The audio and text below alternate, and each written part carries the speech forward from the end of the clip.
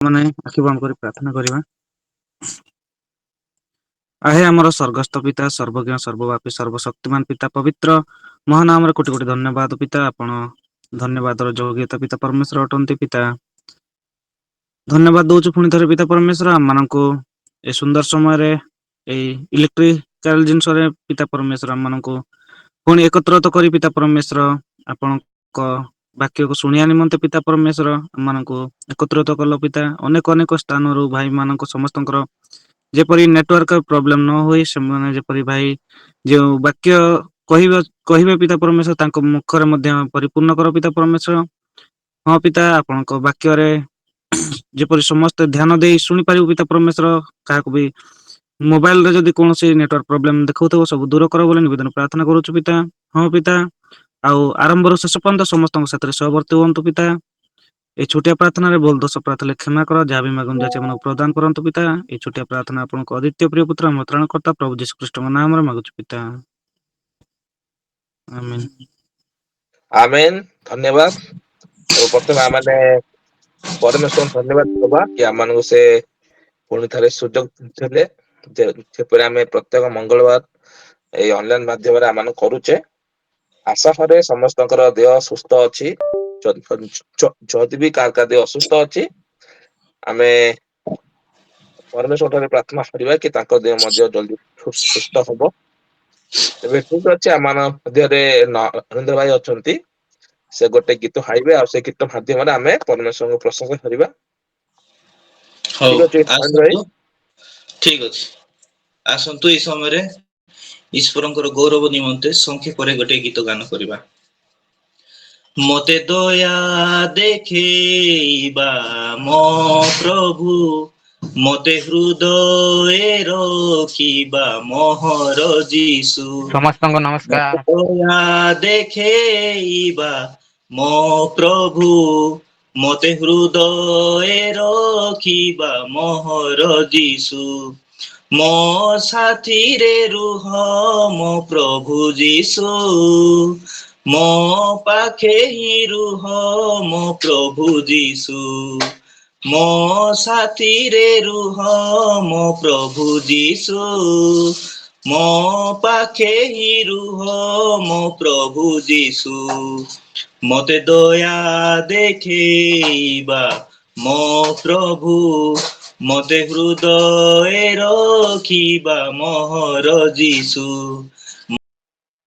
ସମସ୍ତଙ୍କୁ ପୁଣି ଥରେ ନମସ୍କାର।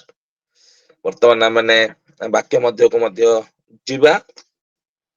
କାରଣ ଆମେ ଯୋଉ ଅନଲାଇନ ମାଧ୍ୟମରେ ଯୋଉ ଆମେ ଏକାଠି ଆମେ ଭେଟ ହଉଛେ ତାର ଉଦ୍ଦେଶ୍ୟ ତାର ଯୋଉ ପ୍ରକୃତ ଉଦ୍ଦେଶ୍ୟ କଣ ଶିକ୍ଷା ଆଉ ଶିକ୍ଷା ଦ୍ଵାରା ଆମମାନେ ବାଟ ଚାଲିଥାଉ ଶିକ୍ଷା ଦ୍ଵାରା ଆମମାନେ ପ୍ରତ୍ୟେକ ବିଷୟର ତାର ମୂଳ ତାର ସମାଧାନ ଏସବୁ ବିଷୟ ମଧ୍ୟ ଆମେ ଜାଣି ପାରିଥାଉ ଯାହା ଦ୍ଵାରା କି ଏଇ ଜଗତରେ ଚାଲିବା ପାଇଁ ଆତ୍ମ କ୍ଷେତ୍ରରେ ମଧ୍ୟ ଚାଲିବା ପାଇଁ ଆମ ମାନଙ୍କୁ ବହୁତ ସାହାଯ୍ୟ କରିଥାଏ।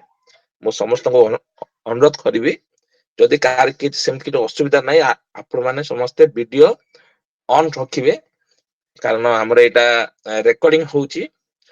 ଯଦି ଆମର ଯେ ସବୁ ଠିକ ଠାକ ହବ ତାହେଲେ ଏ ରେକର୍ଡିଂ ଟା ମଧ୍ୟ ଆମର ଆଉ ୟୁଟ୍ୟୁବ ହଉ ଫେସବୁକ୍ ହଉ ସେଠି କଣ ହଉଛି ଛଡା ହଉଛି ତେଣୁ ସମସ୍ତେ ଆମେ ଯଦି ଭିଡିଓ ଅନ୍ କରିବା ତ ଭଲ ହବ ଠିକ ଅଛି।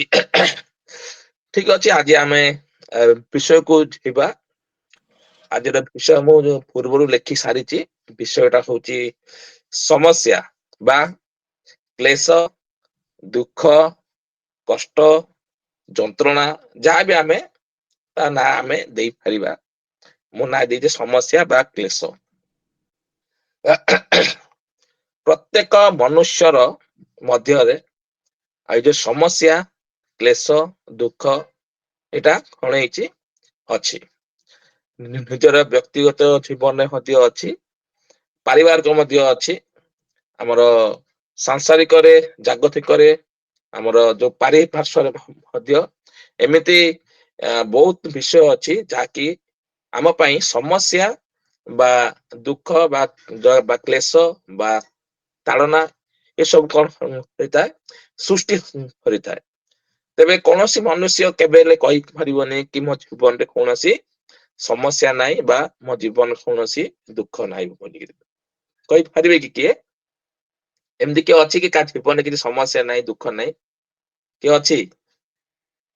କିଏ ନାହିଁ। କାରଣ ପୃଥିବୀରେ ଯିଏ ବି ସୃଷ୍ଟି ହେଇଛି ବା ଜନ୍ମ ହେଇଛି ସେ ସମସ୍ତଙ୍କର କଣ ଅଛି ସମସ୍ୟା ଅଛି। କାରଣ ବାଇବେଲ ହିଁ କହୁଛି।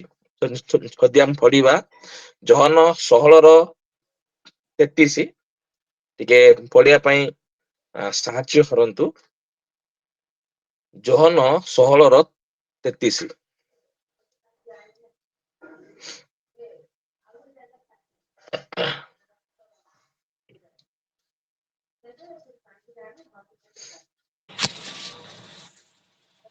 ତୁମ୍ଭେମାନେ ଯେପରି ମୋ ଠାରେ ଶାନ୍ତି ପ୍ରାପ୍ତ ହୁଅ ଏଥି ନିମନ୍ତେ ମୁଁ ତୁମ୍ଭମାନଙ୍କୁ ଏହି ସବୁ ବିଷୟ କହିଅଛି।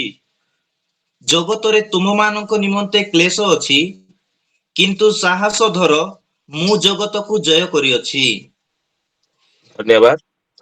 ଜଗତରେ ତୁମାନଙ୍କ ପାଇଁ କ୍ଲେଶ ଅଛି।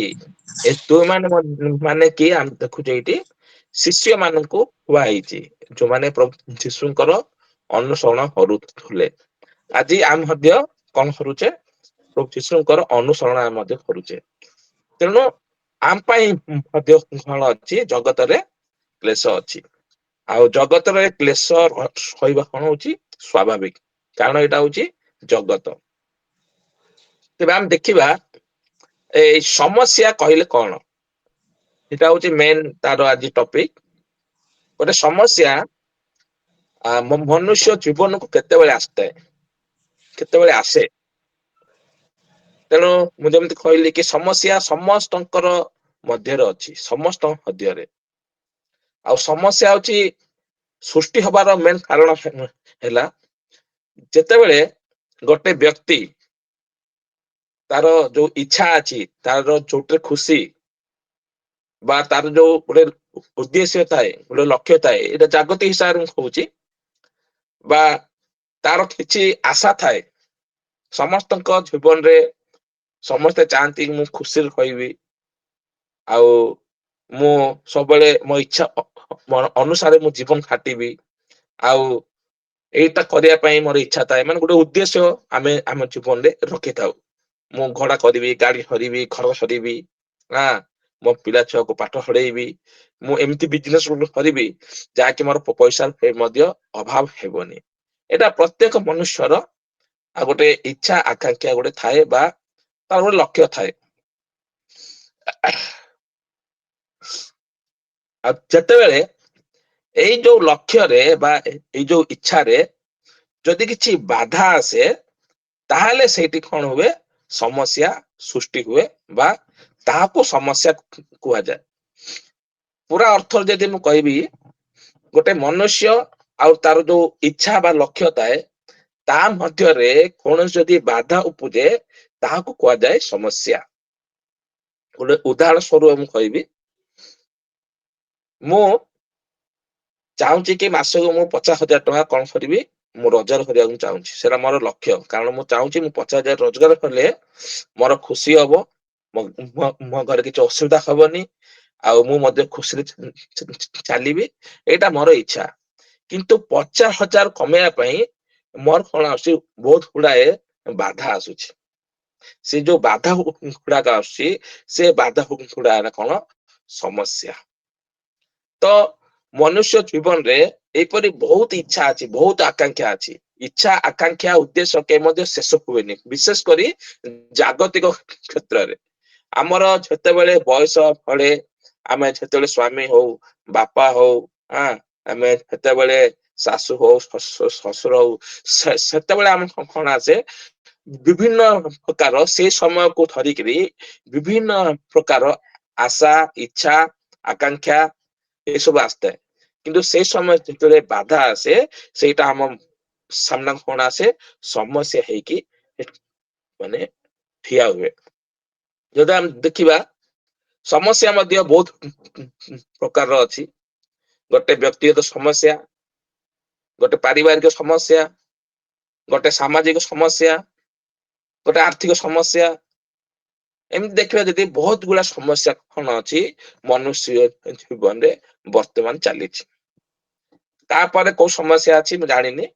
କାହା ପାଖରେ ବ୍ୟକ୍ତିଗତ ସମସ୍ୟା ଥାଇପାରେ, କାହା ପାଖରେ ପାରିବାରିକ ସମସ୍ୟା ଥାଇପାରେ, କାହା ପାଖରେ ଆର୍ଥିକ ସମସ୍ୟା ଥାଇପାରେ, କାହା ପାଖରେ କିଛି ନା କିଛି ସମସ୍ୟା ଅଛି।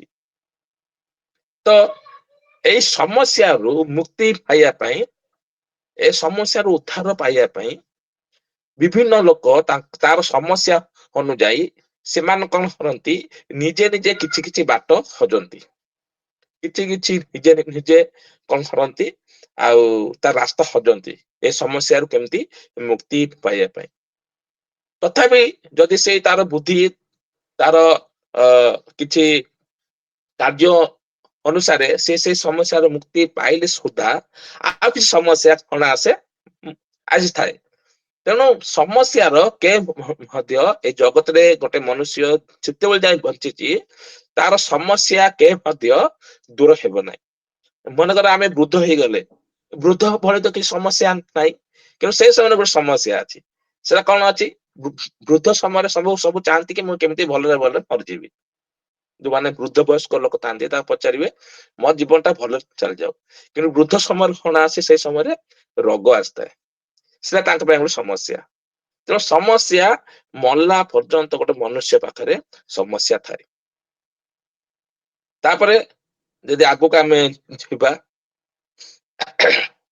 ଗୋଟେ ବିଶ୍ୱାସୀ ହିସାବରେ, ଗୋଟେ ଖ୍ରୀଷ୍ଟିଆନ ହିସାବରେ, ଯେତେବେଳେ ଆମେ ଆ ବିଶ୍ୱାସ କରୁ ପ୍ରଭୁଙ୍କୁ, କି ଆମକୁ କିଛି ବିଷୟରେ କୁହେ, ଆମର ଶାରୀରିକ ବିଷୟରେ ହଉ କି ଜାଗତିକ ବିଷୟରେ ହଉ କି ଆତ୍ମିକ ବିଷୟରେ ହଉ, କୌଣସି ବିଷୟର ଗୋଟେ ପାଇବା ଆଶାରେ ଆମେ ପ୍ରଭୁଙ୍କ ପାଖକୁ ଆମେ ଆସିଥାଉ ନା ନାଇଁ?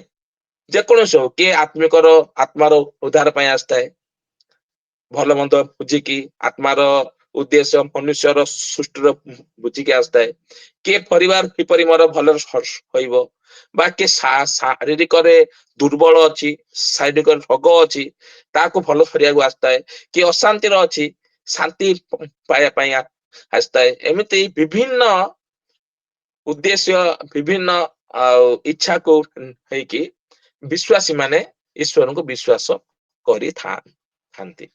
ଆ ମଧ୍ୟ ଆମମାନଙ୍କୁ ମଧ୍ୟ ଅନେକ କିଏ କୌଣସି ଆଉ ଉଦ୍ଦେଶ୍ୟ ପାଇଁ ଈଶ୍ୱରଙ୍କ ପାଖକୁ ଆସିଥାନ୍ତି। ଆଉ ଈଶ୍ୱରଙ୍କ ପାଖକୁ ଆସିଲା ପରେ ମଧ୍ୟ ସମସ୍ୟା କଣ ହୁଏ, ଈଶ୍ୱରଙ୍କ ଇଚ୍ଛାରେ ଦୂର ହୁଏ, କିନ୍ତୁ ପୁଣି ଥରେ ସମସ୍ୟା, କିଛି ନା କିଛି ସମସ୍ୟା ଆସେ। କାରଣ ମୁଁ ଯେମିତି ପୂର୍ବରୁ କହିଲି କି ସମସ୍ୟାର କେବେ ଅନ୍ତ ଘଟିବନି ଯୋଉ ପର୍ଯ୍ୟନ୍ତ ଆମେ ଜଗତରେ ଅଛେ। ତାପରେ ଆମେ କଣ କରୁ, ଆମେ କଣ ଭାବୁ କି ମୁଁ ତ ପ୍ରଭୁଙ୍କୁ ବିଶ୍ୱାସ କଲି, ଆଉ ମୁଁ ଏତେ ପ୍ରଭୁଙ୍କ ପ୍ରାର୍ଥନା କରୁଛି, ସବୁ କରୁଛି, କିନ୍ତୁ ସମସ୍ୟା ମୋ ପିଛା କଣ ହଉଛି, ମାନେ ଛାଡୁନି। ଏଇଟା ଭାବିକି ଯୋଉମାନେ ପ୍ରକୃତରେ ଈଶ୍ୱରଙ୍କ ଶିକ୍ଷା ପାଇନାହାନ୍ତି, ଯୋଉମାନେ ପ୍ରକୃତରେ ଈଶ୍ୱରଙ୍କର ଯୋଉ ତାଙ୍କର ଉଦ୍ଦେଶ୍ୟକୁ ଜାଣିନାହାନ୍ତି, ସେମାନେ କଣ କରନ୍ତି, ଈଶ୍ୱରଙ୍କ ଠାରୁ ଦୂରକୁ ଦୂରକୁ ଚାଲି ଯାଆନ୍ତି। ଆଉ ଏଇଟା ହଉଛି ପୁରା ଆ ଯୋଉ ଆପଣ କଣ କୁହାଯାଏ ନିଷ୍ଠୁର ବାସ୍ତବ। ଆପଣଙ୍କୁ କଷ୍ଟ ଲାଗିପାରେ, କିନ୍ତୁ ଏଇଟା ହଉଛି ସତ୍ୟ କଥା। ଆଜି ଅନେକ ଲୋକ ପ୍ରଭୁଙ୍କ ଠାରୁ ଦୂରକୁ ଯିବାର କାରଣ ସେମାନେ ଯୋଉ ଆଶା ଉଦ୍ଦେଶ୍ୟରେ ଈଶ୍ୱରଙ୍କ ପାଖକୁ ଆସିଥାନ୍ତି, ଆଉ ସେ ଆଶା ଉଦ୍ଦେଶ୍ୟ ଟା କଣ ହୁଏ, ପୁରା ହୁଏ, କିନ୍ତୁ ପରବର୍ତ୍ତୀ ସମୟରେ ପୁଣି ଥରେ ସେଇ କ୍ଲେଶ, ସେ ସମସ୍ୟା ଆସିଲେ ସେମାନଙ୍କ ମନ, ସେମାନଙ୍କ ବିଶ୍ୱାସ, ସେମାନଙ୍କ ଭରସା କଣ ହୁଏ, ଦୁର୍ବଳ ହେଇଯାଏ। ଯୋଉ ସେମାନଙ୍କର ଯୋଉ ଆଶା ଥାଏ ମଳିନ ହେଇଯାଏ, ଯୋଉ ସେମାନଙ୍କୁ ସୁଖ ଥାଏ ପୁଣି ଦୁଃଖରେ ପରିବର୍ତ୍ତନ ହେଇଯାଏ। ତାପରେ ସେମାନେ ଏମିତି କାର୍ଯ୍ୟ କରନ୍ତି, ଧୀରେ ଧୀରେ କଣ ହୁଏ, ପୁଣି ଥରେ ଈଶ୍ୱରଙ୍କ ଠାରୁ ସେମାନେ ଦୂରକୁ ଚାଲି ଯାଆନ୍ତି। ତ ଆମେ ଦେଖିବା ସମସ୍ୟା ତ ଆସିବ, କିନ୍ତୁ ବିଶ୍ୱାସୀ ଜୀବନରେ ଆଉ ଯୋଉ ସମସ୍ୟା ଆସୁଛି, ସେ ସମସ୍ୟା କଣ ପାଇଁ ଆସୁଛି, ଆଉ ସେ ସମସ୍ୟାର ନିରାକରଣ କଣ, ମାନେ ସେ ସମସ୍ୟାର ସମାଧାନ ଟା କଣ, ଆମେ ଆଜି ଟିକେ ସେ ଉପରେ ଆମେ କଣ କରିବା, ଆଉ ଟିକେ ଆଲୋଚନା କରିବା। ଯଦି ଆମେ ଦେଖିବା ଗୋଟେ ମନୁଷ୍ୟ ଜୀବନରେ ସମସ୍ୟା, ଯୋଉ କ୍ଲେଶ, ଦିଟା ରାସ୍ତା ଦେଇ ଆସିଥାଏ। ଗୋଟେ ହେଲା ଆମେ ନିଜେ କରିଥାଉ ସମସ୍ୟା ଉତ୍ପନ୍ନ, ଆଉ ଗୋଟେ ହେଲା ଜଗତ ବା ଜଗତର ଲୋକ ବା ପଡୋଶୀ ବା ଅନ୍ୟ କେହି ତାଙ୍କ ଜରିଆରେ ମଧ୍ୟ କଣ ଆସେ ଗୋଟେ ମନୁଷ୍ୟକୁ ସମସ୍ୟା ବା କ୍ଲେଶ ଆସିଥାଏ। ତେବେ ଆମେ ଦେଖିବା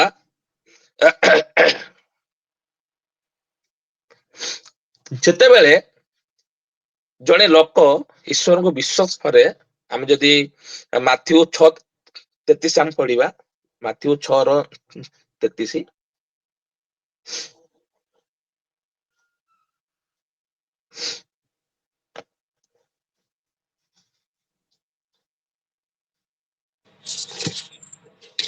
କିନ୍ତୁ ତୁମ୍ଭେମାନେ ପ୍ରଥମରେ ତାହାଙ୍କ ରାଜ୍ୟ ଓ ଧାର୍ମିକତା ଅନ୍ୱେଷଣ କର, ଆଉ ଏହି ସମସ୍ତ ବିଷୟ ମଧ୍ୟ ତୁମ୍ଭମାନଙ୍କୁ ଦିଆଯିବ। ଧନ୍ୟବାଦ। ଜଗତର ବର୍ତ୍ତମାନର ଯୋଉ ପ୍ରମୁଖ ସମସ୍ୟା ଖାଦ୍ୟ, ଆଉ ବାସଗୃହ ଆଉ ବସ୍ତ୍ର, ଏ ତିନିଟା ହଉଛି ପ୍ରମୁଖ ଆଉ ସମସ୍ୟା ମନୁଷ୍ୟର। ଆମେ ଖାଦ୍ୟ ପାଇଁ ହିଁ ନିଜ ପାଇଁ ହଉ, ପରିବାର ପାଇଁ ହଉ, କି ପିଲାମାନଙ୍କ ପାଇଁ ହଉ, ଖାଦ୍ୟ ମାନେ କଣ ତାଙ୍କର ସବୁ ଭରଣ ପୋଷଣ ପାଇଁ ଆମେ କଣ କଣ କରୁଛୁ, ଆମେ ଚିନ୍ତା କରୁଛୁ। ସେକେଣ୍ଡରେ ଆମେ ଚିନ୍ତା କରୁଛୁ ଗୋଟେ ଆମ ପାଇଁ ଗୋଟେ ଭଲ ଘର ରହୁ, ଯେମିତି ଆମେ ଆରାମରେ ଆଉ ବାସ କରିବା। ଥାର୍ଡ ହେଲା କି ବସ୍ତ୍ର, ଆମେ ଯେମିତି ଭଲ ଭଲ ପେଣ୍ଟ ସାର୍ଟ ମାନେ ପିନ୍ଧିବା ଏଇ ଜଗତ ଥରେ। ଏଇ ତିନିଟା ହଉଛି ଗୋଟେ ବ୍ୟକ୍ତିର ପ୍ରମୁଖ ମାନେ ଯାହା ଦରକାର। ଆଉ ଏ ତିନିଟା ପାଇଁ ଆଜି ଅନେକ ଲୋକ କଣ ହୁଅନ୍ତି, ଆଉ ପାଇବା ଆଶାରେ କଣ ହୁଅନ୍ତି, ସମସ୍ୟାରେ ପଡନ୍ତି। ତ ଆମେ ଦେଖୁଛୁ ପରମେଶ୍ୱର ଗୋଟେ ପ୍ରତ୍ୟାୟ ହଉଛନ୍ତି କି ଯୋଉମାନେ ତାଙ୍କର ରାଜ୍ୟ ଆଉ ଧାର୍ମିକତାକୁ ଖୋଜନ୍ତି, ତାଙ୍କର ତିନିଟା ବିଷୟ କେହି ମଧ୍ୟ ଅସୁବିଧା ହବନି, କେହି ମଧ୍ୟ ଅସୁବିଧା ହବନି। ଆଉ ପରମେଶ୍ୱର ଯାହା କହନ୍ତି ତାହା କେବେ ମଧ୍ୟ ମିଛ ନୁହେଁ, ତାହା ହଉଛି ସତ୍ୟ। କିନ୍ତୁ ଆପଣମାନେ ପ୍ରଶ୍ନ ମତେ କରିପାରିବେ, ତାର ଯୋଉ ଲେଖା ହେଇଛି ଆମେ ତ ରାଜ୍ୟ ଆଉ ଧାର୍ମିକତା ଅନ୍ୱେଷଣ କରୁଛୁ, ଆମ ଜୀବନରେ ଆଉ ଏଇ ଯୋଉ ଦୁଃଖ, ଏଇ ଯୋଉ କଷ୍ଟ, ଏଇ ଯୋଉ କ୍ଲେଶ କାହିଁକି ଆସୁଛି, କାହିଁକି ଆସୁଛି? ମୁଁ ଯେମିତି ଆମେ କହିଲି କି ଦି ପ୍ରକାର କ୍ଲେଶ ଆଉ ମନୁଷ୍ୟ ଜୀବନରେ ଆସିଥାଏ। ଗୋଟେ ନିଜ ଆଡୁ ଆମେ କରିଥାଉ ଉତ୍ପନ୍ନ ସମସ୍ୟା, ଆଉ ଗୋଟେ ଅନ୍ୟ ଠାରୁ ଆସିଥାଏ। ଆଉ ପ୍ରକୃତରେ ଯିଏ ରାଜ୍ୟ ଆଉ ଧାର୍ମିକତାକୁ ଅନ୍ୱେଷଣ କରିଅଛି, ରାଜ୍ୟ ମାନେ ତାଙ୍କ ରାଜ୍ୟରେ ଯିଏ ପ୍ରବେଶ କରିଅଛି, ଧାର୍ମିକତା ମାନେ ତାଙ୍କ ନିୟମ ଅନୁସାରେ ଯିଏ ଜୀବନ କାଟୁଛି ବା ତାଙ୍କ ଇଚ୍ଛା ଅନୁସାରେ ଯିଏ ଜୀବନ କାଟୁଛି, ତାକୁ ଏ ବିଷୟ ଗୁଡାକ କେବେ ମଧ୍ୟ ଶାରୀରିକ ବିଷୟରେ କେବେ ମଧ୍ୟ ଅଭାବ ହବନି।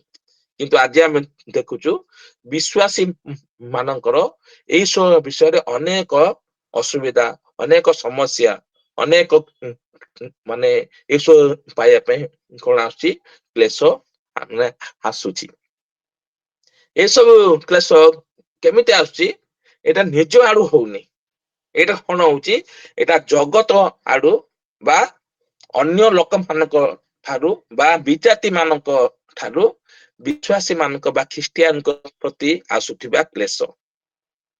ଯେମିତି ଆମେ ଯଦି ଦେଖିବା ବାକ୍ୟରେ, ଏକ୍ସାମ୍ପଲ ହିସାବରେ ପିତର, ପାଉଲ, ତାଙ୍କର ବ୍ୟକ୍ତିଗତ ଜୀବନରେ କୌଣସି ଅସୁବିଧା ନାହିଁ। ପ୍ରଭୁ ତାଙ୍କୁ ସମସ୍ତ ପ୍ରକାର ଆଉ ଖାଇବା, ପିଇବା, ପିନ୍ଧିବା ଏସବୁର ଅଭାବ କରିନାହାନ୍ତି। କୌଣସି ନା କୌଣସି ମାଧ୍ୟମରେ ସେମାନଙ୍କୁ ସେ ଏସବୁ ଯୋଗେଇ ଆସୁଥିଲେ ସମୟରେ। କିନ୍ତୁ ଜଗତରୁ ଏବଂ ଯୋଉ ଜଗତର ଲୋକମାନଙ୍କ ଠାରୁ ବା ବିଜାତି ମାନଙ୍କ ଠାରୁ ତାଙ୍କ ପ୍ରତି କଣ ଆସୁଥିଲା, ସମସ୍ୟା ଆସୁଥିଲା ଆଉ କ୍ଲେଶ ଆସୁଥିଲା। ତାଙ୍କୁ ଜାଗତିକ କ୍ଲେଶ ମଧ୍ୟ ଆସିଛି, କି ତାଙ୍କୁ ବହୁତ ଜେଲରେ ପୁରା ହେଇଛି, ତାଙ୍କୁ ବହୁତ ମାନେ ଖରାପ କଥା କୁହାଯାଇଛି, ତାକୁ ନିନ୍ଦା କରାହେଇଛି, ତାର ଶାରୀରିକ ତାଡନା ମଧ୍ୟ ଆସୁଥିଲା ସେ ସମୟରେ। କିନ୍ତୁ ତାଙ୍କ ଜୀବନ କଣ ଥିଲା? ଆନନ୍ଦ ଆଉ ଭରସା ତାଙ୍କ ଜୀବନରେ ଥିଲା। ସେ କଣ ହଉଥିଲେ, ଏଇ ଯୋଉ ଦୁଃଖ କ୍ଲେଶ ଆସୁଥିଲା, ସେ କଣ ହଉଥିଲେ, ଆନନ୍ଦରେ ସେମାନେ ଏସବୁ ଦୁଃଖ କଷ୍ଟକୁ ସେମାନେ କଣ କରୁଥିଲେ, ସହ୍ୟ କରୁଥିଲେ। ସ୍ତିଫାନ ଦେଖନ୍ତୁ, ସ୍ତିଫାନ ଲୋକମାନଙ୍କ ମାନେ ଠାରୁ ପଥର ପକେଇ ଲାଷ୍ଟ ସେ କଣ କହୁଛନ୍ତି, ମୃତ୍ୟୁବରଣ କରୁଛନ୍ତି। ଆଉ ତାଙ୍କ ଜୀବନରେ କଣ ଦେଖୁଛୁ ଆମେ, ଆନନ୍ଦ ଦେଖୁଛୁ। କିନ୍ତୁ ଆମେ ଯୋଉମାନେ ରାଜ୍ୟ ଧାର୍ମିକତା ଅନ୍ୱେଷଣ କରୁଛୁ, ଆମେ କଣ କରୁଛୁ, ଯଦି ସମସ୍ୟା ଆସୁଛି, ଯଦି କ୍ଲେଶ ଆସୁଛି, ଆମେ କଣ ହେଇଯାଉଛୁ, ଆମେ ଅଧୈର୍ଯ୍ୟ ହେଇଯାଉଛୁ, ଆମେ ଛାନିଆ ହେଇଯାଉଛୁ। ଏଇଟା ହଉଛି, ଏ କ୍ଲେଶ ଏ ସମସ୍ୟା ହଉଛି ଆମ ମାନଙ୍କ ପାଇଁ କଣ ହଉଛି ଉତ୍ତମ, ଆମ ମାନଙ୍କ ପାଇଁ ହଉଛି ଆଗକୁ ଆଶୀର୍ବାଦର କାରଣ ହବ। ଆମେ ଯଦି ପଢିବା ଦ୍ଵିତୀୟ ହରନ୍ଥିୟ 1:4,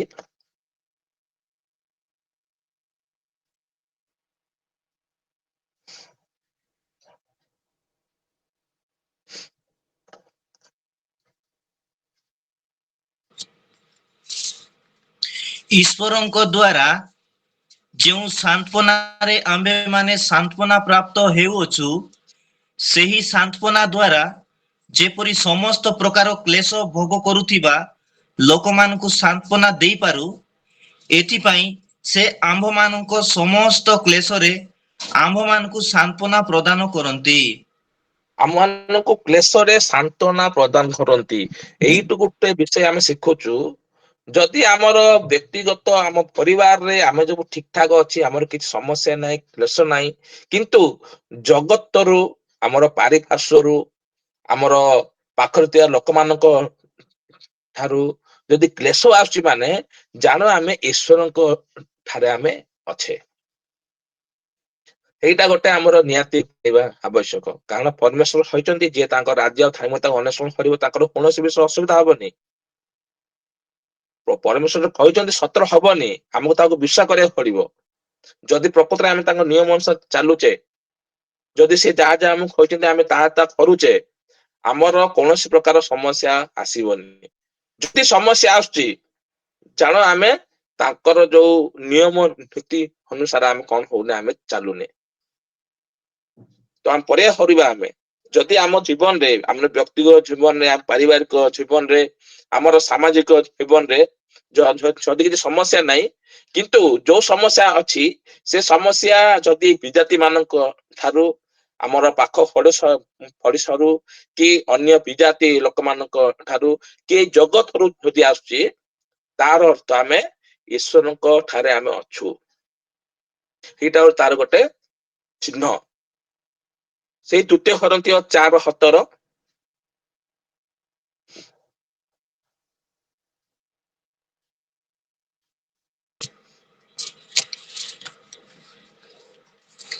କାରଣ ଏହି କ୍ଷଣକାଳ ସ୍ଥାୟୀ ଲଘୁ କ୍ଲେଶ ଅତ୍ୟଧିକ ବାହୁଲ୍ୟ ରୂପେ ଆମ୍ଭମାନଙ୍କ ନିମନ୍ତେ ଅନନ୍ତ କାଳ ସ୍ଥାୟୀ ମହାଗୌରବ ସାଧନ କରୁଅଛି। ଏଇ ଯୋଉ ଅଳ୍ପ ସମୟ ପାଇଁ ଯୋଉ କ୍ଲେଶ ଆମେ ଭୋଗୁଛୁ ଜଗତରୁ, ଆମର କିଛି କ୍ଲେଶ ନାହିଁ ବ୍ୟକ୍ତିଗତ, କିନ୍ତୁ ପ୍ରଭୁଙ୍କ ପାଇଁ ଆମେ ଏଇ ଯୋଉ ଜଗତରୁ ଆମେ କ୍ଲେଶ ଭୋଗୁଛୁ, ଜଗତରୁ ଆମେ କଣ କ୍ଲେଶ ଭୋଗୁଛୁ ପ୍ରଭୁଙ୍କ ପାଇଁ, ପ୍ରଭୁଙ୍କ ପାଇଁ ଆମେ ଯୋଉ ଯୋଉ ବିଷୟ ସବୁ ତ୍ୟାଗ କରୁଛୁ। ଆପଣ ମାନେ ଜାଣିପାରୁଥିବେ ମୁଁ କଣ କହିବାକୁ ଚାହୁଁଛି, କି ପ୍ରଭୁଙ୍କ ପାଇଁ ଆମେ ଯୋଉ ଖୁସି, ଯୋଉ ଆମେ ଯୋଉ ଅର୍ଥ ରୋଜଗାର କରୁଥିଲେ ଅନ୍ୟ ଉପାୟରେ, ଖରାପ ଉପାୟରେ ହଉ, କି ଆମେ ଯୋଉ ସାଙ୍ଗସାଥି ମାନଙ୍କର ମଧ୍ୟରେ ଆମେ ଖରାପ କାମ କରୁଥିଲେ, ଆମେ ସେଇ ସବୁ କଣ କଲୁ, ତ୍ୟାଗ କଲୁ। ସେଇ ସବୁ ତ୍ୟାଗ କଲା ପରେ ଆମମାନଙ୍କ ପାଖକୁ ସେଇ ଜାଗତିକ ବିଷୟ ତରଫରୁ କଣ ସବୁ ସମସ୍ୟା ଆସେ, ଆଉ କ୍ଲେଶ ଆସେ। ଆଉ ସେ କ୍ଲେଶ ଯେତେବେଳେ ଆସେ, ସେଇଠୁ ସେଇଠୁ ଭାବିବା ଯେ ଆମେ କଣ ଧନ୍ୟ। ସେ କ୍ଲେଶ ହଉଛି ଅଳ୍ପ ସମୟ ପାଇଁ। ସେ କ୍ଲେଶ ଆମମାନଙ୍କୁ ଅନନ୍ତ ଜୀବନ ପ୍ରଦାନ କରିବା ବୋଲିକି ଆମକୁ କଣ କୁହେ, ଆମକୁ ବାକ୍ୟ ଆମକୁ ଶିଖାଏ। ଯଦି ଆମେ ପଢିବା ରୋମିଓ 8:35,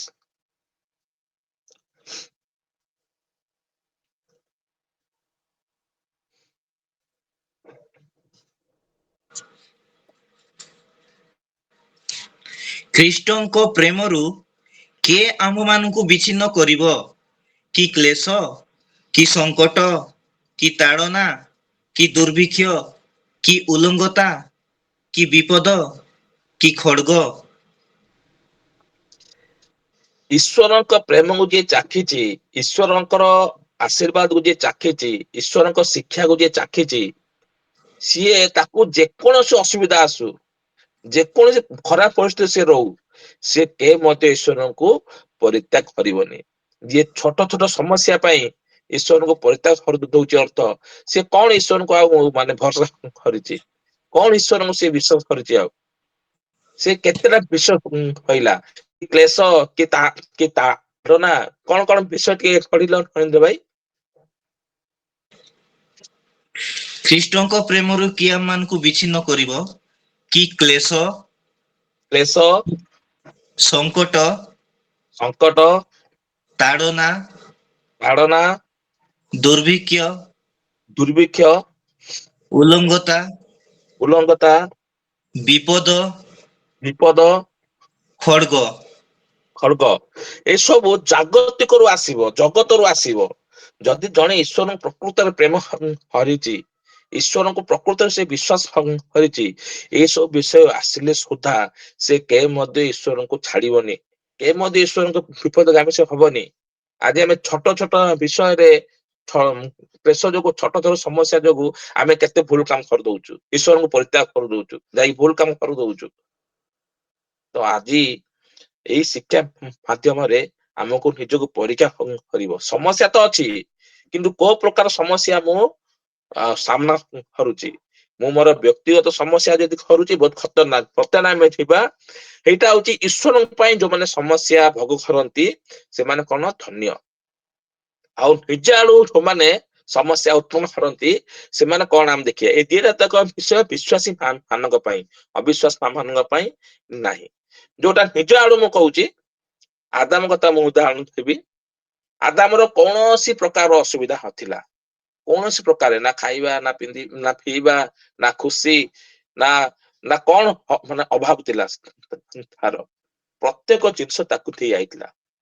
କିନ୍ତୁ ଯେତେବେଳେ ସିଏ ଈଶ୍ୱରଙ୍କର ଅନାଜ୍ଞା ହେଲା, ସେତେବେଳେ ସେ କଣ କଲା, ତା ଜୀବନରେ ସମସ୍ୟା ଧୀରେ ଧୀରେ ଧୀରେ ଧୀରେ ଉତ୍ପନ୍ନ ହେଲା। ଆଉ ସେ ସମସ୍ୟା ଆମମାନଙ୍କ ପାଖକୁ ମଧ୍ୟ ଧୀରେ ଧୀରେ ଧୀରେ ଆସିଲା।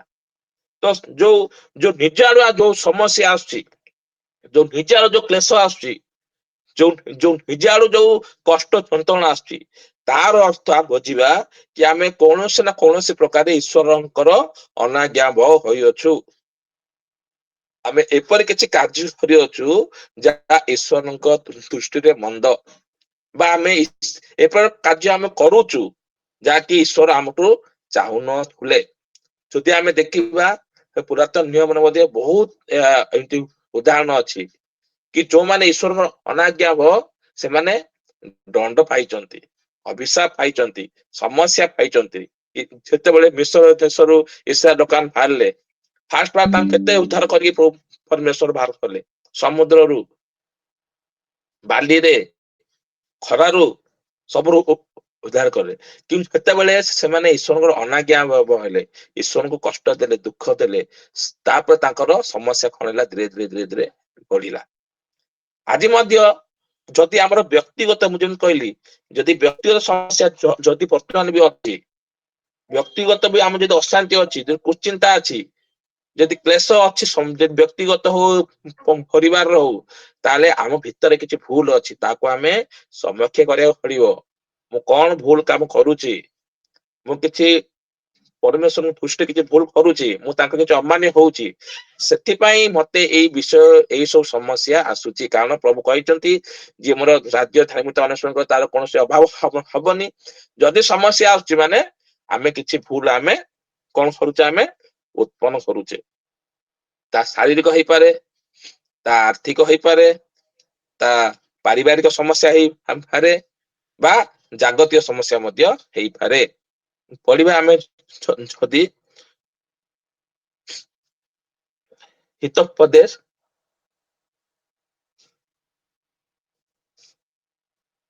13:20-21।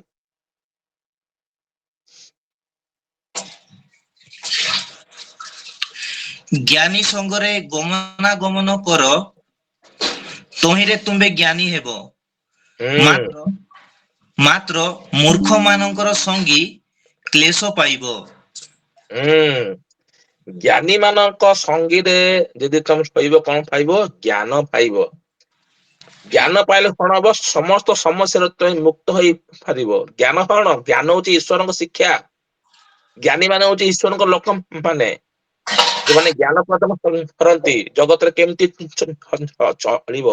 ମନଙ୍କର ଗୋଟେ ନିୟମ ଅଛି କି ବାଇବେଲ ଲେଖା ହେଇଛି ଯେ କର୍ମ ନ କରୁଛି ସିଏ ନ ଖାଉ। ଏଇଟା ହଉଛି ଈଶ୍ୱରଙ୍କ ଆଜ୍ଞା। ଆମେ ଯଦି କର୍ମ ନ କରିବା ଆମେ ଖାଇ ପାରିବା? ଖାଇ ପାରିବାନି। ଯଦି ଆମକୁ ଖାଦ୍ୟ ନ ମିଳିବ ତ ସମସ୍ୟା ଉତ୍ପନ୍ନ ହବ। ତ ଏଇ ସମସ୍ୟା କିଏ ଉତ୍ପନ୍ନ କଲା? ଯେତେବେଳେ ଆମେ ଈଶ୍ୱରଙ୍କ ଆଜ୍ଞାକୁ ଅମାନ୍ୟ କରୁଛୁ, ଆମେ ସେଇ ସମସ୍ୟା କଣ କରୁଛୁ? ଉତ୍ପନ୍ନ କରୁଛୁ। ତ ଏହିପରି ଯେତିକି ଈଶ୍ୱରଙ୍କର ଆଜ୍ଞା ଅଛି, ଯେତିକି ଈଶ୍ୱରଙ୍କର ନିୟମ ଅଛି, ସେ ନିୟମ ଅନୁସାରେ ଯଦି ଆମେ ଚାଲିବା, ଆମର ବ୍ୟକ୍ତିଗତ, ପାରିବାରିକ, ସାମାଜିକ ଆମ ଆଡୁ କୌଣସି ସମସ୍ୟା କେବେ ହବନି। ଈଶ୍ୱର ଯାହା କହିଛନ୍ତି ତାହା କଣ କରିବେ? ପୂରଣ କରିବେ।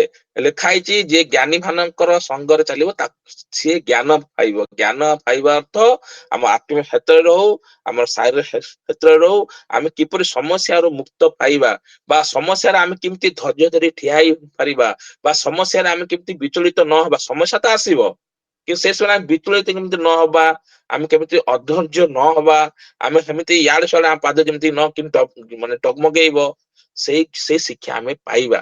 ଯାହା ଦ୍ଵାରା କି ଆମେ ସେଇ ସମସ୍ୟା ସମୟରେ ଆମେ ସ୍ଥିର ହେଇକି ଆମେ ରହିପାରିବା। ତାପରେ ଲେଖା ହେଇଛି କଣ? 21। ପାପୀ ମାନଙ୍କ ପଛେ ମନ୍ଦ ଗୋଡାଏ, ମାତ୍ର ଧାର୍ମିକ ମାନଙ୍କୁ ମଙ୍ଗଳ ରୂପ ପୁରସ୍କାର ଦତ୍ତ ହେବ। ପାପୀ ମାନଙ୍କ ପଛେ ଅମଙ୍ଗଳ ଗୋଡେଇବ। ଅମଙ୍ଗଳତି ମନ୍ଦ ମନ୍ଦ ଘୋଡେଇବ। ମନ୍ଦ ମାନେ ସମସ୍ୟା। ପାପୀ ମାନଙ୍କ ପଛେ ମନ୍ଦ ଗୋଡେଇବ। ପାପୀ କିଏ? ଯିଏ ଈଶ୍ୱରଙ୍କର ଅନାଜ୍ଞା ବହ, ଯିଏ ଆଜ୍ଞା ଉଲ୍ଲଂଘନ କରେ, ଯିଏ ଅଧର୍ମ କାମ କରେ, ଯିଏ ଅନ୍ୟାୟ କାମ କରେ, ସେମାନେ ହଉଛି ପାପୀ। ଆଉ ତାଙ୍କର ସମସ୍ୟା କେ ମଧ୍ୟ ଦୂର ହବନି। ଆପଣ ବିଜାତି ମାନଙ୍କୁ ପଚାରନ୍ତୁ, ଭାଇ ଭଲ ଅଛୁ? ସେ କହିବେ ନା ଭାଇ ଏଇଟା ଅସୁବିଧା, ସେଇଟା ଅସୁବିଧା। କଣ ନା କଣ ସେ ଅସୁବିଧା ଦେଖେଇବେ। କଣ ନା କଣ ତାଙ୍କର ଗୋଟେ ଅଶାନ୍ତି ଦେଖେଇବେ। କଣ ନା କଣ ଗୋଟେ ସମସ୍ୟା ସେମାନେ ଦେଖେଇବେ। ଆପଣ ପରୀକ୍ଷା କରନ୍ତୁ, ଦେଖିବା ପରୀକ୍ଷା କରନ୍ତୁ। ବିଜାତି ଲୋକ ଭାଇ ଭଲ ସବୁ ଭଲ ଅଛ? ସେ କଣ ନା କଣ ଗୋଟେ ସମସ୍ୟା ଭଲ ମନ୍ଦ ପଚାରିବେ, କଣ ନା କଣ ଗୋଟେ ସମସ୍ୟା ଦେଖେଇବେ। ଆମେ ଯଦି ପଢିବା ରୋମି 2 5 ରୁ 10 ଟିକେ ପଢିବା ଜଲଦି ଜଲଦି। ରୋମି 2 ତାପରେ ଶେଷ କରିବା। ଆଉ ଥରେ ଭାଇ କେତେ? ରୋମି 2 5 ରୁ 10। କିନ୍ତୁ ତୁମ୍ଭେ ଆପଣା କଠିନ ଓ ଅପରିବର୍ତ୍ତିତ ହୃଦୟ ଅନୁସାରେ ହୁଁ ଯେଉଁଦିନ ଈଶ୍ୱରଙ୍କ ନ୍ୟାୟ ବିଚାର ପ୍ରକାଶ ପାଇବ, ହୁଁ ସେହି କ୍ରୋଧର ଦିନରେ ନିଜ ପାଇଁ ହୁଁ କ୍ରୋଧ ସଞ୍ଚୟ କରୁଅଛ। ଟିକେ ରୁହ, ସେ ଏଇ କଣ ଲେଖା ହେଇଛି? ତମ କଠୋର ମନକୁ ପରିବର୍ତ୍ତନ ଯେବେ ନ କରିବ, ତମେ କଣ କରୁଛ? ସେଇଦିନ ଦଣ୍ଡ ପାଇବା ପାଇଁ ତମେ ସେ ଦିନକୁ ସଞ୍ଚୟ କରି ରଖୁଛ। ବର୍ତ୍ତମାନ ସମୟ ଆସି ଆମର ଯୋଉ କଠୋର ମନକୁ ଆମେ ଈଶ୍ୱରଙ୍କ ପାଇଁ ଯୋଉ କଠୋର ହଉଛୁ, ଯାହା ହେଲା ପ୍ରଭୁ ଦେଖୁନାହାନ୍ତି କି ମୁଁ ଭୁଲ କାମ କରିଦଉଛୁ, ଅନ୍ୟାୟ ଉପାୟରେ ପଇସା ରୋଜଗାର କରୁଛୁ, ଈଶ୍ୱରଙ୍କୁ ପ୍ରାଥମିକତା ଦଉନୁ, ଈଶ୍ୱରଙ୍କୁ ଆମେ ବିଶ୍ୱାସ ଦଉଛୁ, ପ୍ରାର୍ଥନା ସବୁ କରୁଛୁ, କିନ୍ତୁ ତା ପରବର୍ତ୍ତୀ ଦିନ ମାନଙ୍କରେ ଆମେ ଈଶ୍ୱରଙ୍କୁ ପ୍ରାଥମିକତା ଦଉନୁ, ଈଶ୍ୱରଙ୍କୁ ଭୁଲି ଯାଉଛୁ, ତାଙ୍କ ନିୟମ କାନୁନ ଭୁଲି ଯାଉଛୁ, ତାଙ୍କର ଇଚ୍ଛାକୁ ଭୁଲି ଯାଉଛୁ। ଆମ ଇଚ୍ଛାରେ ଆମେ କଣ କରୁଛୁ? ଆମେ ଜୀବନ କାଟୁଛୁ। ଆମେ ତ ଜାଗତିକର ତ ସମସ୍ୟା ଭୋଗୁଛୁ। ଆମେ ଶେଷ ଦିନରେ ମଧ୍ୟ ସେଇ ଯନ୍ତ୍ରଣା ଦିନ ପାଇବା ପାଇଁ ଆମେ ସେଇ ଦିନକୁ ଆମେ କଣ କରୁଛୁ? ସଞ୍ଚୟ କରି ରଖୁଛୁ ଆମେ। ତାପରେ ସେ ପ୍ରତ୍ୟେକ ଲୋକକୁ ନିଜ ନିଜ କର୍ମାନୁସାରେ ଫଳ ଦେବେ। ପ୍ରତ୍ୟେକ ଲୋକକୁ ତାର କର୍ମ ଅନୁସାରେ ଫଳ ଦେବେ। ଆମେ କି ପ୍ରକାର କର୍ମ କରୁଛୁ? ଆମେ ଈଶ୍ୱରଙ୍କ ପାଇଁ କର୍ମ କରୁଛୁ, ନା ଆମେ ବ୍ୟକ୍ତିଗତ ଆମେ ଶାନ୍ତିରେ ରହିବା ପାଇଁ, ଆମ ପରିବାର ଶାନ୍ତିରେ ରହିବା ପାଇଁ ସେ କର୍ମ କରୁଛୁ? ଏ କର୍ମ ଦରକାର। କିନ୍ତୁ ଏ କର୍ମ ଆମେ ଈଶ୍ୱରଙ୍କ ଇଚ୍ଛା ଅନୁସାର କରୁଛୁ ନା ଆମ ଇଚ୍ଛା ଅନୁସାରେ ଆମେ କରୁଛୁ? ଅଧିକ ପଇସା ରୋଜଗାର କରିବା ପାଇଁ, ଶାନ୍ତିରେ ରହିବା ପାଇଁ, ଏସବୁ ଜଗତ ଆମକୁ କେହି ମଧ୍ୟ ଦେଇପାରିବନି। ବାକ୍ୟ ଆମକୁ କହୁଛି ଜଗତ କେହି ମଧ୍ୟ ଆମକୁ ଦେଇପାରିବ ନାହିଁ। ତାପରେ ଯେଉଁମାନେ ଧୈର୍ଯ୍ୟ ସହିତ ଉତ୍ତମ କର୍ମ କରି ଗୌରବ, ସମ୍ମାନ ଓ ଅମରତା ଅନ୍ୱେଷଣ କରନ୍ତି, ସେମାନଙ୍କୁ ଅନନ୍ତ ଜୀବନ ପ୍ରଦାନ କରିବେ। ଧୈର୍ଯ୍ୟ ଧରିକି ଆମକୁ କଣ କରିବାକୁ ପଡିବ? ଉତ୍ତମ କାର୍ଯ୍ୟ ଲେଖା ହେଇଛି ନା, ଉତ୍ତମ କାର୍ଯ୍ୟ, ଉତ୍ତମ କାର୍ଯ୍ୟ ଆମକୁ କରିବାକୁ ପଡିବ। ଆଜି ଆମେ ଉତ୍ତମ କାର୍ଯ୍ୟ ବହୁତ କମ କରୁଛୁ, ଆଉ ଖରାପ କାର୍ଯ୍ୟ ଗୁଡାକ ଆମେ ଅଧିକ କରୁଛୁ। ଆମେ ତା ପଇସା ରୋଜଗାର ପାଇଁ ହଉ କି ଆମର ବ୍ୟବସାୟ ପାଇଁ ହଉ, ଆମର କାମ ପାଇଁ ହଉ, ଆମର ପରିବାର ପିଲା କେମିତି ପାଠ ପଢିବେ, ସମସ୍ତ ବିଷୟ ମୁଁ ରଖୁଛି। ସବୁ ବିଷୟ ପାଇଁ ଆମେ କଣ କରୁଛୁ? ଆମେ ଖରାପ କାମରେ ରୋଜଗାର କରୁଛୁ, ଖରାପ କାମରେ ଆମେ ଆମର ଟାଇମ କୁ ଆମେ ସମୟ ବିତଉଛୁ ବେଶୀ, ସାଙ୍ଗସାଥି ବେଶୀ, ଅନ୍ୟାନ୍ୟ ଲୋକମାନଙ୍କ ସାଙ୍ଗରେ ଆମେ କଣ କରୁଛୁ? ସାଙ୍ଗ ବିତଉଛୁ। କିନ୍ତୁ ଧୈର୍ଯ୍ୟ ଧରୁନୁ ଆମେ। ଧୈର୍ଯ୍ୟ ଧରିକି ହଉ ଆଜି ନହେଲେ କାଲି ହବ, କାଲି ନହେଲେ ପରଦିନ ହବ, ଧୈର୍ଯ୍ୟ ଧରିକି ଆମକୁ ଭଲ କାମ ହିଁ ଆମକୁ କରିବାକୁ ପଡିବ। ଭଲ କାମ, ଉତ୍ତମ କାମ, ଯାହା ଈଶ୍ୱରଙ୍କ ଦୃଷ୍ଟିରେ ସନ୍ତୋଷଜନକ। ତାପରେ କିନ୍ତୁ ଯେଉଁମାନେ ସ୍ୱାର୍ଥପର, ପୁଣି ସତ୍ୟର ଅନାଜ୍ଞା ବହ, ମାତ୍ର ଅଧାର୍ମିକତାର ଅନାଜ୍ଞା ବହ, ସେମାନଙ୍କ ପ୍ରତି କ୍ରୋଧ ଓ କୋପ ଘଟିବ। ଯୋଉମାନେ ସବୁ ଜାଣିକି ବି, ମୁଁ କହିଲି ନା ଏଇଟା ଆଗରୁ, ଏଇଟା ହଉଛି ଖ୍ରୀଷ୍ଟିଆନ ମାନଙ୍କ ପାଇଁ ଲେଖା ହେଇଛି, ମଣ୍ଡଳୀ ଲୋକମାନଙ୍କ ପାଇଁ, ବାହାର ଲୋକମାନଙ୍କ ପାଇଁ ନାହିଁ।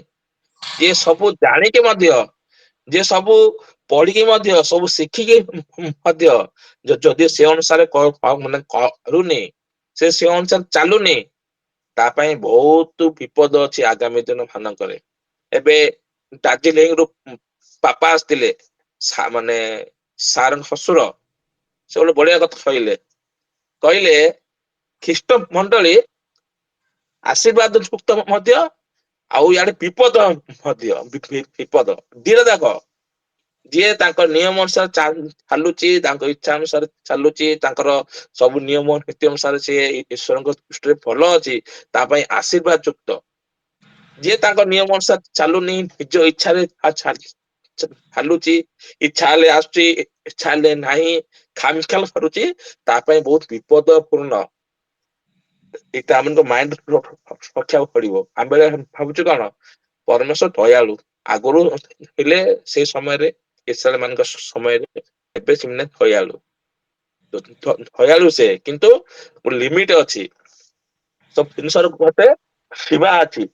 ସେ ସୀମା ପର୍ଯ୍ୟନ୍ତ ସେ ଆମକୁ କଣ କରିବେ? ସହିବେ। ଆଉ ସେ ବାରମ୍ବାର ମଧ୍ୟ କହୁଛନ୍ତି କଣ? ଯେ ସବୁ ଜାଣିକି ବି ନିଜ ମନ କଠୋର କରୁଛି, ହେ ଜ୍ଞାନ କରୁଛି, ଅନାଜ୍ଞା ହଉଛି, ତା ପାଇଁ କଣ? ହଁ କ୍ରୋଧ, ମହେନ୍ଦ୍ର ଭାଇ, କ୍ରୋଧ, ସେମାନଙ୍କ ପ୍ରତି କ୍ରୋଧ ଓ କୋପ ଘଟିବ। କ୍ରୋଧ କୋପ ହଟିବ। ଏଇଠି ମଧ୍ୟ ସମସ୍ୟା ଛାଡିବନି, ଚିନ୍ତା ଛାଡିବନି, କଷ୍ଟ ଛାଡିବନି, ଯନ୍ତ୍ରଣା ଛାଡିବନି, ରୋଗ ଛାଡିବନି। ଆମେ ମଲା ପରେ ମଧ୍ୟ ଆମ ଆତ୍ମା କଣ ହବ? ସେ ନିଆଁରେ କଲବଲ ହବ। ତ ଟିକେ ସୁଖ ପାଇଁ ଆମେ ଯୋଉ ପରମେଶ୍ୱରଙ୍କୁ ଛାଡି ଦଉଛେ, ବା ଟିକେ ଦୁଃଖ ମାନେ ଯୋଉ ସହି ନ ପାରି ଆମେ ପରମେଶ୍ୱରକୁ ଅନାଜ୍ଞା ହଉଛେ, ଈଶ୍ୱର ହଉଛି ଯୋଉ କଣ କହନି କି, ସେ ବିଦୁଷର ପାତ୍ର ନୁହନ୍ତି, ଖାମଖିଆଲ ନୁହନ୍ତି। ପ୍ରାର୍ଥନା ମାନେ ଠିକ ଟାଇମରେ ପ୍ରାର୍ଥନା ହବ।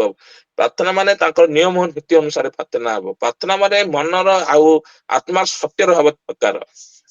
ବହୁତ ମାନେ କହୁନାହାନ୍ତି କି, ଯୋଉ ମାନେ ବେଖାତିର ନାହିଁ। ଈଶ୍ୱରଙ୍କ ପାଖରେ ଆମେ ବହୁତ ଯତ୍ନ ସହକାରେ ଆମେ ସବୁ ଜିନିଷ ଆମକୁ କରିବାକୁ ପଡିବ। ତାହେଲେ ଥାଇକି ଆମ ଜୀବନରେ କେ ମଧ୍ୟ ସମସ୍ୟା, କେହି ମଧ୍ୟ ବ୍ୟକ୍ତିଗତ କିଛି ଅଭାବ ଅନାଟନ କେହି ମଧ୍ୟ ଆସିବନି। ଏଇଟା ପରିବା ଦେଖନ୍ତୁ। ଲାଷ୍ଟରେ ମୁଁ କନକ୍ଲୁଜ କରିବି କି, ଆମେ ଦେଖିଲେ ଏଇଠି କି ସମସ୍ୟା କେ ମଧ୍ୟ ଗୋଟେ ମନୁଷ୍ୟର ଆଉ ଜୀବନି। ମନୁଷ୍ୟ ଦିଟା ପ୍ରକାରରୁ ସମସ୍ୟା ଆସିଥାଏ। ଗୋଟେ ହେଲା ନିଜ ଆଡୁ, ଯାହାକି ଯେତେବେଳେ ଆମେ ଈଶ୍ୱରଙ୍କର ଅନାଜ୍ଞା ହଉ ଈଶ୍ୱରଙ୍କର ବିପକ୍ଷରେ କାମ କରୁ ସେତେବେଳେ ସମସ୍ୟା ଆସେ, ଅସୁବିଧା ଆସେ, ଅଭାବ ଆସେ, ଅନାଟନ ଆସେ, ଆମେ ନିଜେ ଜାଣିପାରିବା, ଆମକୁ କିଏ କହିବା ଆବଶ୍ୟକ ନୁହେଁ। ସେକେଣ୍ଡ ଟା ହେଲା ଯୋଉ ସମସ୍ୟା ଆସେ ସେ ଜଗତରୁ ଆସେ, ଅନ୍ୟ ଲୋକମାନଙ୍କ ଠାରୁ ଆସେ, ବିଜାତି ମାନଙ୍କ ଠାରୁ ଆସେ, ଆଉ ସେ ସମସ୍ୟା ଈଶ୍ୱରଙ୍କ ପାଇଁ ଆସେ, ଈଶ୍ୱରଙ୍କ ପାଇଁ ଆସେ। ସେ ସମସ୍ୟା ଯଦି ଆମ ପାଇଁ ଆସୁଛି, ଆମ ପାଖକୁ ଆସୁଛି, ତାହେଲେ ଆମେ ଧନ୍ୟ। ଆଉ ଏ ସମସ୍ୟା ଯଦି ଆମ ପାଇଁ ଆସୁଛି, ଯୋଉ ବ୍ୟକ୍ତିଗତ ସମସ୍ୟା, ଏଇଟା ହଉଛି ଆମ ପାଇଁ ଚିନ୍ତାର କାରଣ। ବର୍ତ୍ତମାନ ସମୟ ଆସିଛି କି ଆମକୁ ନିଜକୁ ବିଶ୍ଳେଷଣ କରିବା କି ଯୋଉ ସମସ୍ୟା ମୋ ପାଖରେ ଅଛି, ଏ ସମସ୍ୟା ମୋ ନିଜ ଆଡୁ ମୁଁ ସୃଷ୍ଟି କରିଛି ନା ଏଇ ଜଗତ ଆଡୁ ହେଇଛି।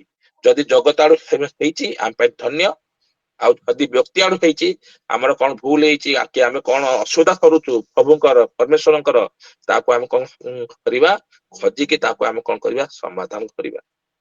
ତାହେଲେ ଯୋଉ ସମସ୍ୟା, ଯୋଉ ଅଭାବ, ଯୋଉ କ୍ଲେଶ ଆସୁଛି, ତାକୁ ଆମେ ସହିପାରିବା, ତାକୁ ଆମେ ଆଉ ପାର ହେଇ ପାରିବା। ତ ଏତିକି କହିକି ମୁଁ ପରମେଶ୍ୱରଙ୍କୁ ଧନ୍ୟବାଦ ଦେବି କି ଏତିକି ଭାଗ୍ୟରେ ସେ ଆମ ମାନଙ୍କୁ ଆଶୀର୍ବାଦ କରନ୍ତୁ। ଆସନ୍ତୁ ଆମେ ପ୍ରାର୍ଥନା କରିବା। ଧନ୍ୟବାଦ ଦଉଛୁ ପିତା ପରମେଶ୍ୱର, ଆପଣଙ୍କର ଗୌରବ ମହିମା ପ୍ରଶଂସା ହଉ ପିତା। ପିତା ଆପଣଙ୍କର ବାକ୍ୟ ଆମମାନଙ୍କର ଭାଇଙ୍କ ଦ୍ଵାରା ଆମ ସମସ୍ତଙ୍କ ନିକଟରେ ଆପଣ ପ୍ରକାଶ କରିଦେବାରୁ ଧନ୍ୟବାଦ ଦଉଛୁ ପିତା। ଆମମାନେ ତ ନିଜେ ସେହି କ୍ଲେଶ, ଦୁଃଖ, କଷ୍ଟକୁ ଆପଣାଇ ଅଛୁ ପିତା। ଆମେ ନିଜେ ତାହାକୁ ଆଣିଅଛୁ ପିତା, ଯେପରି ସେ ସମସ୍ତ ବିଷୟକୁ ସହି ଶେଷ ପର୍ଯ୍ୟନ୍ତ ଆମେ ରହିପାରିବୁ। ଆମମାନଙ୍କୁ ସାହାଯ୍ୟ କରନ୍ତୁ, ଆମମାନଙ୍କର ସହବର୍ତ୍ତନ୍ତୁ ଏବଂ ବଳ ମଧ୍ୟ ପ୍ରଦାନ କରନ୍ତୁ। ଧନ୍ୟବାଦ ଦଉଛୁ ପିତା ପରମେଶ୍ୱର, ଯେତେକି ବି ଭାଇ ଭଉଣୀ ମାନେ ଏ ଅନଲାଇନ ମାଧ୍ୟମରେ ଜଡିତ ହେଇଛନ୍ତି ପିତା, ସମସ୍ତଙ୍କୁ ଆପଣ ଆଶୀର୍ବାଦ କରନ୍ତୁ। ଯେପରି ଆପଣଙ୍କର ଜ୍ଞାନରେ ସମସ୍ତେ ହିଁ ବଢି ପାରିବେ ଏବଂ ଆପଣଙ୍କ ନିମନ୍ତେ ସେମାନେ କିଛି କାର୍ଯ୍ୟ କରିପାରିବେ, ତାଙ୍କୁ ସାହାଯ୍ୟ କରନ୍ତୁ। ଏବଂ ସାରଙ୍କର ଭାଇଙ୍କୁ ମଧ୍ୟ ଆପଣ ସେ ଆପଣା ଗୃହକୁ ପରିତ୍ୟାଗ କରି ସେ ବାହାରକୁ ପଳାଇଥିଲେ ପିତା, ଆପଣ ତାଙ୍କର ସହବର ଦେଲେ, ତାଙ୍କୁ ସାହାଯ୍ୟ କଲେ ଏବଂ ପୁଣି ଥରେ ଆପଣ ଗୃହକୁ ତାଙ୍କୁ ଆଣିଥିବାରୁ ଧନ୍ୟବାଦ ଦଉଛୁ ପିତା। ଯେପରି ସେ ମଧ୍ୟ ଆପଣଙ୍କର କାର୍ଯ୍ୟ ନିମନ୍ତେ ଆଗକୁ ବଢି ପାରିବେ ଏବଂ ଆପଣଙ୍କ ପାଇଁ କିଛି କରିପାରିବେ, ସେଥିପାଇଁ ତାଙ୍କୁ ସାହାଯ୍ୟ କରନ୍ତୁ। ଧନ୍ୟବାଦ ଦଉଛୁ ପିତା ପରମେଶ୍ୱର, ଯେ ଆପଣଙ୍କର ଇଚ୍ଛା ଏହିପରି ହେଲେ ପିତା, ଆମେ ପୁଣି ଥରେ ଆର ସପ୍ତାହର ଏହି ମଙ୍ଗଳବାରରେ ଆପଣଙ୍କର ଉଦ୍ଦେଶ୍ୟ, ଆପଣଙ୍କ ଏହି ବାକ୍ୟ ଗୁଡିକୁ, ନିଗୁଡ ବିଷୟ ଗୁଡିକୁ ଆମେ ଯେପରି ଆହୁରି ଶିଖିପାରିବୁ, ସେଥିପାଇଁ ସାହାଯ୍ୟ କରନ୍ତୁ। ଯାହାବି ଆମମାନଙ୍କ ଦ୍ଵାରା ଭୁଲ ଦୋଷ ଅପରାଧ ପାପ ହୋଇଅଛି ପିତା, ସେ ସମସ୍ତ ବିଷୟରେ ଆମମାନଙ୍କୁ କ୍ଷମା କରିଦିଅନ୍ତୁ ବୋଲି ନିବେଦନ କରୁ। ଧନ୍ୟବାଦ ଦେଇ ଛୋଟିଆ ପ୍ରାର୍ଥନା ଆପଣଙ୍କ ଦ୍ୱିତୀୟ ପୁତ୍ର ମାନଙ୍କ ତ୍ରାଣକର୍ତ୍ତା ପ୍ରିୟ ପ୍ରଭୁ ଯୀଶୁ ଖ୍ରୀଷ୍ଟଙ୍କ ନାମରେ ମାଗୁଅଛୁ, ଆମେନ।